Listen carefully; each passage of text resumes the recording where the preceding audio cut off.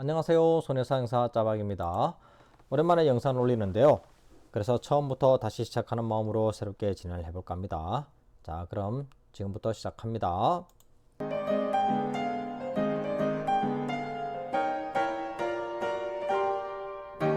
영상부터는 크게 과실, 장애, 기타 이렇게 세 가지로 분류해서 진행을 할 텐데요. 그 첫 순서로 과실부터 한번 알아보도록 하겠습니다. 과실, 이거 누가 정하는 걸까요? 예를 들어서 자동차 사고가 났을 때 그 과실은 누가 정할까요? 보험사가 정할까요? 아니면 당사자가 정할까요? 아니면 판사님이 정할까요? 다 맞는 말입니다. 하지만 어떤 방식으로 문제를 해결하느냐에 따라서 그 주체가 좀 달라지는데요. 고의 또는 과실로 손해배상 책임이 발생할 경우에 그 손해를 보상받는 방법은 크게 세 가지가 있을 수 있겠습니다. 당사자끼리 이렇게 합의하는 경우가 있을 수가 있고요. 보험이 있는 경우 이렇게 보험으로 처리하는 경우도 있을 수가 있고요. 그게 안 될 때는 이렇게 재판으로 나아가는 경우가 있을 수 있겠죠. 손해배상 책임이 발생하는 대표적인 경우가 아마 자동차 사고가 아닐까 생각하는데요. 자동차 사고, 교통사고의 경우에도 교통사고의 경우 대부분 이렇게 소송으로 진행하거나 아니면 보험으로 처리하는 경우가 대부분 있습니다. 그런데 교통사고의 경우에 시간도 많이 걸리고 어렵고 그죠? 비용도 많이 드는 소송보다는 이제 대부분 보험으로 많이 처리하는 경우가 대부분입니다. 이렇게 보험으로 이제 그 처리가 곤란한 경우에 그럴 때 한해서 이제 소송으로 나아가는데요. 민법 조문에는 이 소송과 관련해서 과실에 대해서는 어떻게 규정이 되어 있는지 한번 살펴보도록 하겠습니다. 자, 민법 제 396조 과실상계 이렇게 되어 있죠. 그리고 민법 763조에는 이렇게 그죠? 396조를 준용한다. 이렇게 되어 있습니다. 자, 그 말은 뭐냐면 고의 또는 과실로 손해배상 책임이 발생했을 경우에 그게 390조 채무불이행 책임이든 750조 불법행위 책임이든 이 법원이 이를 참작한다. 이렇게 되어 있습니다. 즉, 그 말은 뭐냐면 이런 배상 책임이 발생할 경우에 판사님이 직권으로 과실을 평가를 한다, 판단한다, 이렇게 이해를 하시면 될 것 같습니다. 물론 변론에서 과실을 변호사님들께서 주장하실 수는 있지만 어쨌든 결론은 판사님이 내립니다. 간단하죠? 뭐 어떻게 결론이 나든지 그죠? 자, 그러면 소송이 아니라 이렇게 이제 보험으로 처리할 경우에는 과실은 누가 정할까요? 뭐 보험사가 정하나 아니면 변호사, 뭐 저희와 같은 사정사 아니면 본인이 정할까요? 뭐 다 맞는 이야기이긴 한데 정답은 보험사하고 당사자가 정한다고 보시면 됩니다. 물론 가해자와 당사자가 정해야 되는데 가해자의 모든 책임을 전체적으로 보험회사가 다 인수를 했기 때문에 보험사와 당사자가 이렇게 처리를 한다라고 생각을 하시면 됩니다. 그리고 이제 당사자인 그 피해자분께서 직접 하시기에는 뭐 지식도 부족하고 경험도 부족하기 때문에 전문가인 변호사나 사정사를 선임해서 이렇게 일이 진행이 되는 거고요. 이해되시죠? 자, 그러면 또 다른 한 축을 한번 살펴보도록 하겠습니다. 이렇게 구분을 한번 해볼게요. 경찰에 신고가 되는 경우가 있고요. 이렇게 경찰에 신고가 안 되는 경우가 있습니다.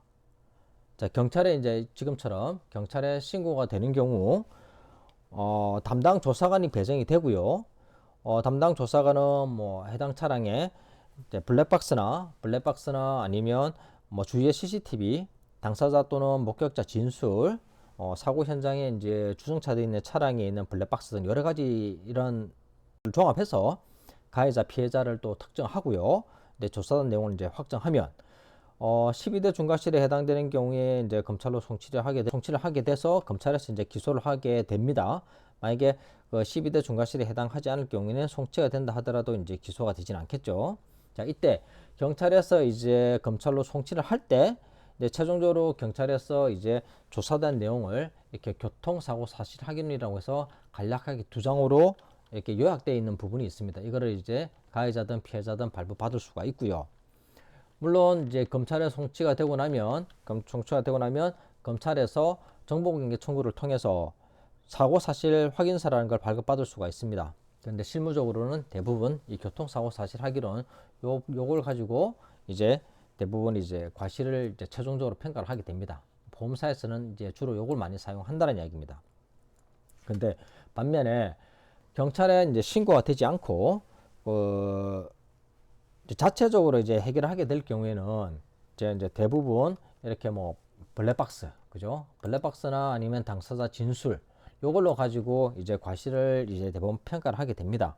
그런데 제 개인적인 생각으로는 뭐 블랙박스나 뭐 당사자끼리 뭐 이야기를 한다고 치더라도 명확하지 않은 경우가 제법 있습니다. 그렇기 때문에 경찰에 신고를 해서 처리를 하는 게 아무래도 뒤탈이 없게 이렇게 해결하지 않겠나 싶은 생각이 듭니다.